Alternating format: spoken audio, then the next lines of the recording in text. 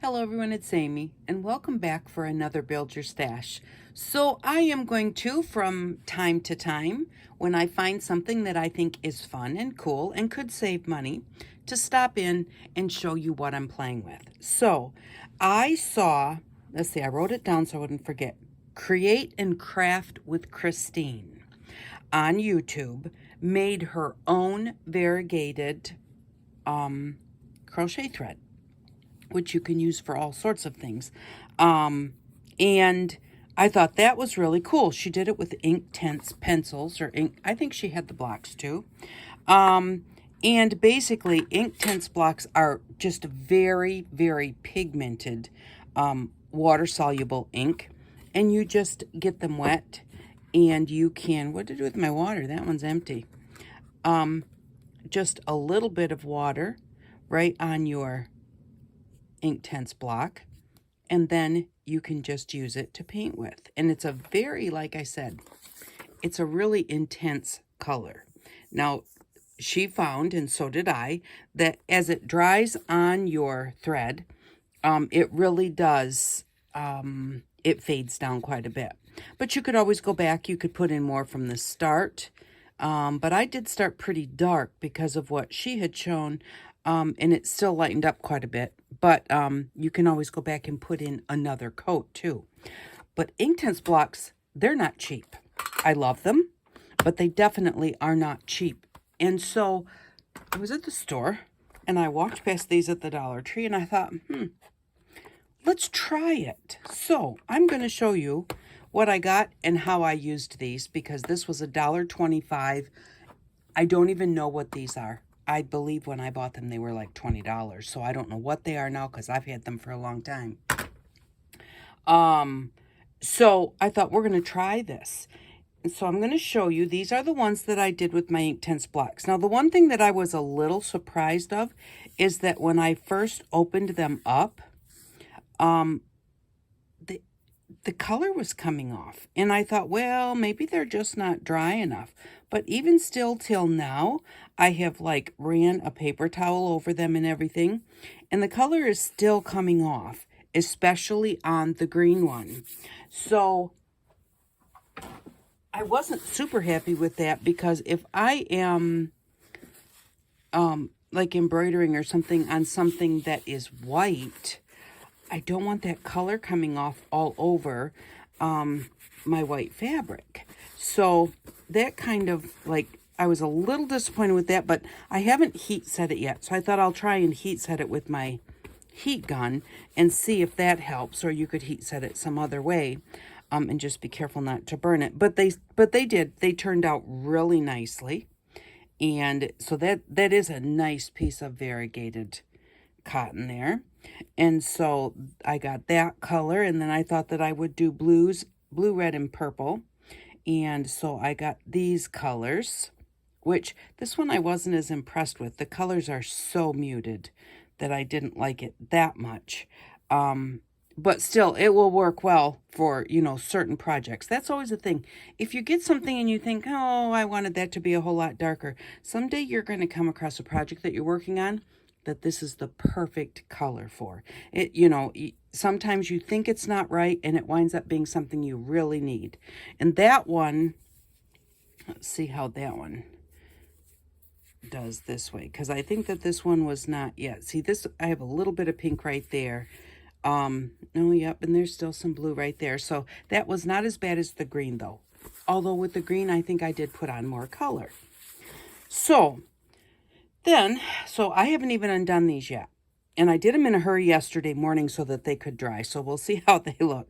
But this was done with just some yellow and red food coloring. And then I kind of just put it together in the middle. So we do have some spots that are very light here where I must not have got enough soaking through. I did wonder about that after I left. I thought, oh, I wonder if I put enough on there. But actually, that just adds to your variegation. So that's really not that bad. So remember, you'll need to make sure that you get enough on there to soak it all the way through. I am really happy with this. And if you'll notice, It was really dark when I brought it up here, and it is still very dark. So I think that this actually holds its color better. Oh, let's see now if it's going to come off on my hands. And it didn't, not at all. Nope. So this, I hate to say it, but your very expensive Inktense blocks don't work as well as your cheap food coloring. And so let's just check. I've got a couple more here. I did a green one because I had done a green one with the Inktense, so I thought I would do both. Yep, definitely where it's all wound together, I'm not getting enough color there. But again, really with the variegated, you kind of really want that differences in color, so that's not going to hurt a thing. And I used my green and yellow and a little bit of red at the end to get a dark, because on this one I had used a really dark green right here. And so I wanted to kind of replicate that really dark green.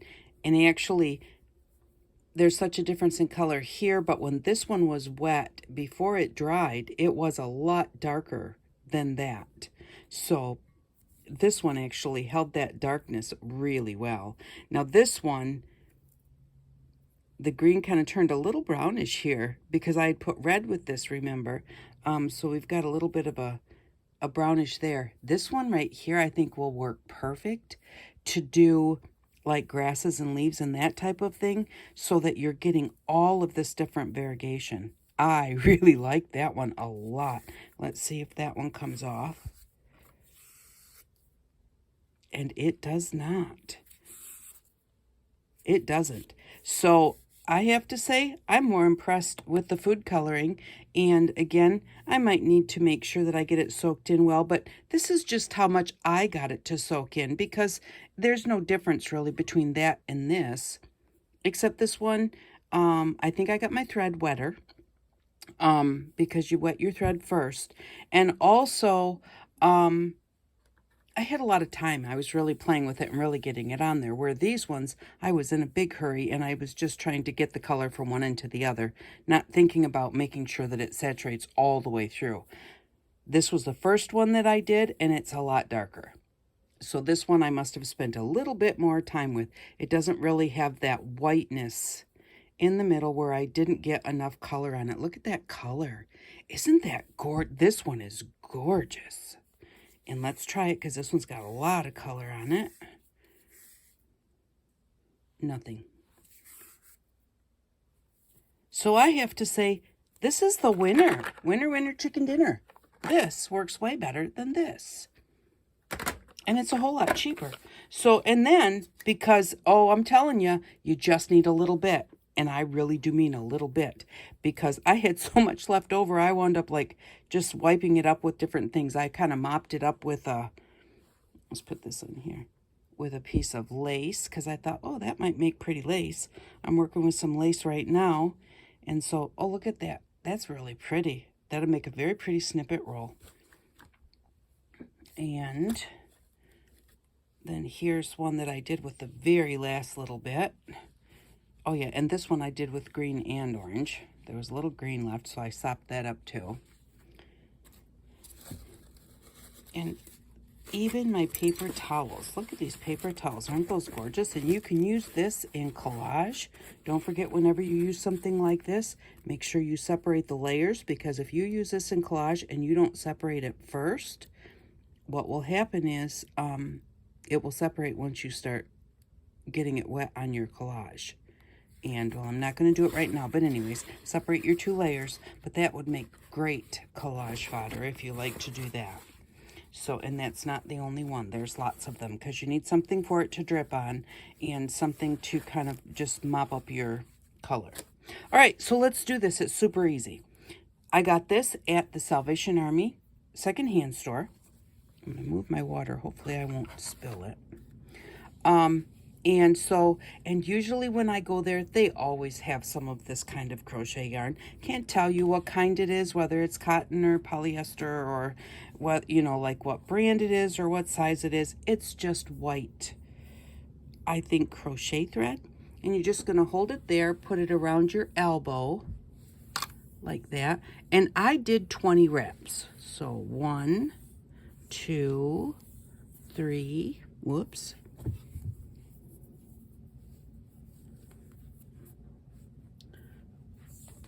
4, 5, 6, I know you can't see, 7, 8, 9, 10, 11,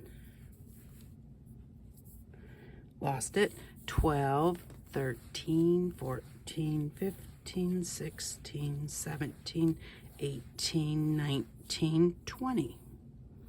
And then just cut it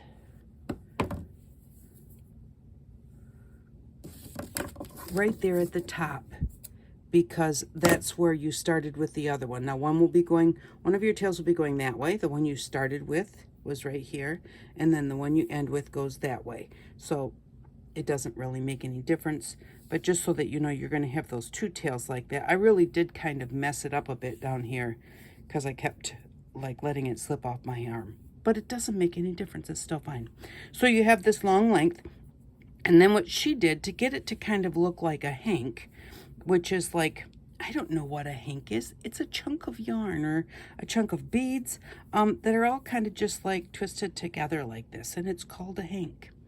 So, so she just took it and put her fingers at each end and then twisted them opposite ways. So just twist it around until it gets twisted up. It doesn't have to be super tight. And of course, the tighter you make it, actually the harder it will be for your colors to soak through. So you don't make it super tight.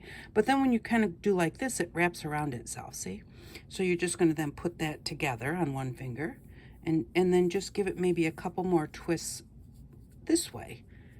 And there you've got a hank. So that's how you make your hanks to look like you kind of see them at the store. I'm going to kind of just set those out there. I think that those are really cool. This one is the Inktense. And this is much prettier. And this one is so dull. And none of these ones actually, let me tell you that too. Inktense is a little bit chalky, but look at how dull this is. But look at how shiny. I don't know if you can see it, but the thread itself, it has a little bit of a sheen to it. And with the food coloring, that sheen is still shining through. With the Inktense, it's very, very muted and dull. And I think maybe it's because the Inktense is a little bit chalky or paint, it is painty or something. I don't know, but these are much, much prettier. So, okay, now we've done this, and all you're going to do is just use some of your food coloring to color it. Think about what you want to do. I only got out one paintbrush, so I always start with my lightest color and then go to my darkest. But let's maybe try and do some like blue and purple. Remember that I said don't use a lot. Like I only used like maybe 3 or 4 drops when I did the yellow, and I had enough to do both of those plus that lace, plus it was all over the paper towel. So just start with a little bit. Oh, and my water's a little green, but I don't care about that. First thing you want to do, and this is important, maybe one of the most important steps, you need to get it wet. If you get it wet, then that helps that color to soak through all of your layers. So get it in there and really get it wet. Don't like swish it all over or you'll lose your hank. But just, let it really, and help it to soak up that water. Just get it in there and, just kind of pounce it up and down. And so that it gets really wet. And then just pick it back up and squeeze it out a bit. Because you don't want it to have too much water on it. You just want it to be wet. And so there we go. And we've got that. And let's see. We'll put like 2 drops of blue in there. I was thinking when I got this, I thought, well, this might not last very long, because like they're little bottles and, we're going to color a lot of area here. Nope, it goes a long ways. And I'm going to put a little bit of water in there. It's not much water, probably. Well, it's a little more water than it is food coloring, but not much. So now we've got this nice, deep, intense color. And I just put it on some book pages that are shiny so that the shininess helps it so that the water doesn't soak through so bad. And this is all you have to do. Now, you can start super dark and then just keep going with it, because the further you go, the lighter it gets. But remember, you do still need enough to soak all the way through. So, but I'm going to go a little further than halfway, about 2/3 of the way, because then I'm going to come with red from the other end. So it'll be red, purple, blue. And so we're just going to get enough blue there in the middle that the red can mix with it. And now here I paid a lot of attention to get it wet. Here I can tell that I didn't. I was just being in a hurry. Now, the one thing you do need to do, and this was with both the Inktense and the food coloring, you need to flip it over so you can get some come in from the other side.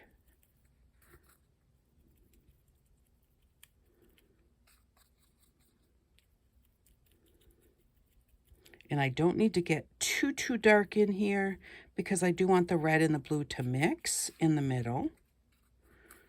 Just trying to decide if I want to do more food coloring or not, but I don't think I do. I think I probably got this pretty well, soaked with the blue. And you know, if you don't mind getting your hands dyed a little bit, use gloves if you do. But you know, like right now I don't have any gloves on. So you could like open this up a little bit, give it a little twist to see if you really did get the color in there or not.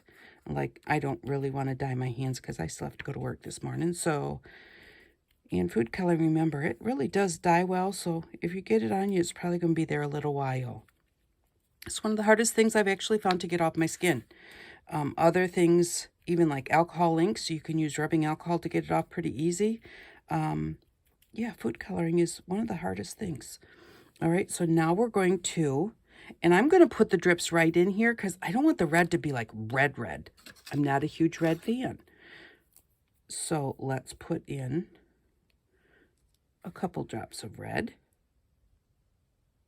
1, 2.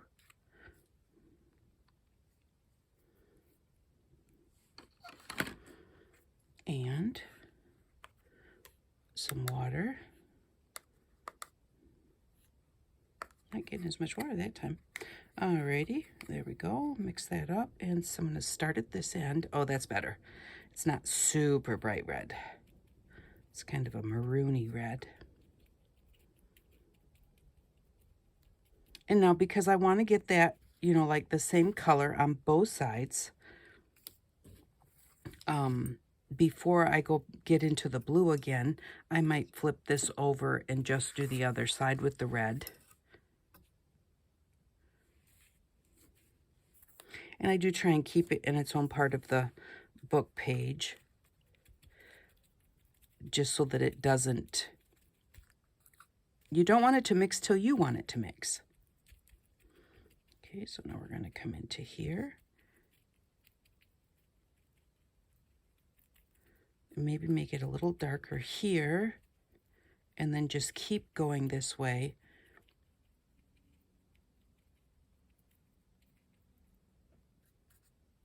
I want to turn it over to get the other side.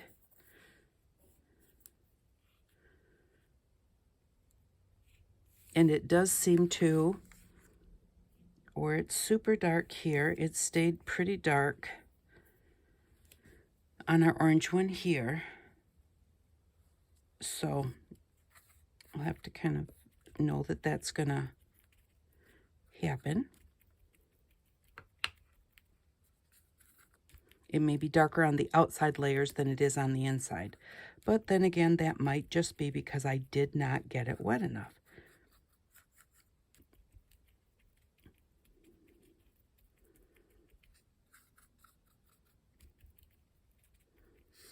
And if you didn't want to mix it right here on the, right on your cotton, you can go ahead and you can mix the blue and the red together in your pot so that you've actually got purple instead of just mixing them right here on the paper.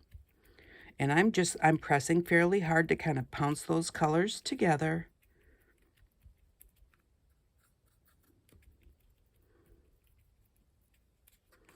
And that's it. I'm going to just clean my brush. Knock off most of the water. And I'm just going to, there's a touch of water still on here. I'm just going to go from my lightest end into the middle. Really just pouncing it well. And again, not much water. I don't really want to water it down too much, but just really pouncing it. Hopefully this time it will be dyed more evenly than than this one here, because this one is so light. But then again, great colors. And I'm going to flip it over and do it again. And then all I'm going to do is I just pick it up like this. Let me see what the other side looks like. I really should not get in a hurry and just go ahead and make sure that I've got this pounced well.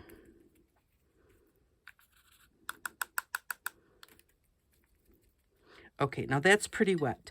I think that a few times I went ahead and I used this to like press on it. I used a bit of paper towel, and pressed on it just to get off a little bit of the wetness because it's so wet. And you'll get a routine of your own. You know, like I said, I think that I did that. I am pretty sure now that I've done it. Yes, I did do that. But, you know, you'll figure out different ways that work the best for you. But now I've just got it hung on this skewer. And to the side here, I have a box that's taller than this is long. And I stuck a book on top of the box. So all I'm going to do is I'm going to slide this part of the skewer on top of the box and under the book. So it'll be sitting on the box, the book will be holding it down, and this will just be hanging above a layer of paper towels. And see, now this right here is not that wet because of dripping. That's that green because I had folded that over. Just like I just pressed this, I put my green one in there and folded it over to kind of soak some of the water off. But there we go. Now I'm going to have a blue, purple, and red with the food coloring. $1.25 for these colors, which I'm kind of thinking are going to last for a really long time at 2 drips at a pop. And I probably paid 50 cents for this cotton.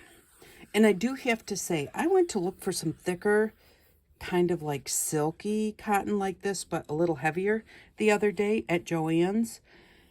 If you're a new crafter, go to your Salvation Army, your St. Vincent de Paul's, your secondhand stores that are really secondhand stores. Goodwill, they like to charge a lot for things. And, you know, your fancy secondhand antique stores, sometimes they're quite expensive too. But if you just go to a nice secondhand store that also is trying to do some good, like Salvation Army or St. Vincent de Paul's, you know, they're doing good for your community, and you're doing good by keeping that stuff out of the landfills. The people that put it there, they don't want to put it in the landfill either. And you can get it so cheap. These things were so expensive. I mean, I don't even know. I think the cheapest thing I found was like $5 or something, and they just went up in price. So don't go to the craft store and buy all of your supplies, especially if you're just starting out. Go to the secondhand store. And you know, the thing is, when you go to the secondhand store, you find things that are pretty cool. You know, that other people don't even have those things because maybe they don't even put them out anymore. So, you know, go have fun. I'm working with lace lately. And so, like, this was a really pretty piece of lace. Look at the little flower there. And, you know, now that I've colored it. But this is a curtain, and I was surprised at the price of fabric. You know, I don't go to the craft store to buy those things. And so I needed some silky fabric. I bought a couple of silky curtains. One was a shower curtain, the other was a regular curtain. And I needed some lace. And I bought some lace panels. Just like this. This is just all cut up now. But it's just a lace panel. I bring them home, throw them in the washer and the dryer. If they get bad, I don't care. I paid, Salvation Army, they have different colored tags each week that are on sale. And because I need something to do on my lunch hour, I just go there and look around. So I kind of just try and only buy things that are the colored tags, which are half price or 75% off. So I get them ridiculously cheap. And so if I pay 50 cents for this curtain, which actually I paid a quarter for it because it was $1 and it was 75% off. So I paid 25 cents for this. It is a huge piece of lace fabric. That's the thing. Nobody knows. Once you've cut this up and made it into whatever you're making it into, nobody knows it started as a lace curtain or you bought it off a bolt at Joann's for $25 a yard. I paid 25 cents for probably 2 yards. So, just remember that that's the way to shop. So we're not going to be able to look at the other one today, and I'll try and remember one of these times when I come on to show you. But look at this. Isn't that nice? The thing is that these have they're the same, what do I want to say? I'm not real good with words when it comes to colors. Tones. They're like the same tones and yet different colors, but won't those look great together if you're doing like a sunflower background or something like that? Yeah, or even just sunset. That one would be pretty for a sunset with the lighter colors.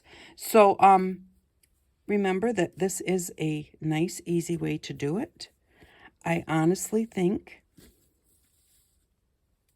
that out of these two, I really think I like this one better than I like that one. And this was the one that was dyed with the, food coloring, and this is the one that was dyed with the Inktense. So that's another thing. When you see somebody do something, don't think, I want to try that, and run out and buy Inktense blocks. Like I said, I do love them, and I do use them in some of my art. But for something like this, they don't work very well. So, and I'm not going to spray set that. You know what I mean? I mean, that is a huge, long piece of string. It's not like a piece of art where you can spray set it and it's not going to come off. And I never realized that I never really rubbed across something that I sketched or anything, so I guess I just never knew that. Or maybe it's because of how much you have to put on there to get the color. But, yeah. It did still turn out nice, and I am so happy that I think her name is Christine, showed us how to do this, because I do think that this is really, really awesome. So thank you very much for stopping by. The next time that I find something that I think is really awesome and I'm playing with it, and I think you might too, I will go ahead and I will come back and I will show you that too. So there we go. That's the finished product. So thank you very much for stopping by. I really do appreciate each and every one of you, and I hope that you all have an outstanding day. Bye-bye.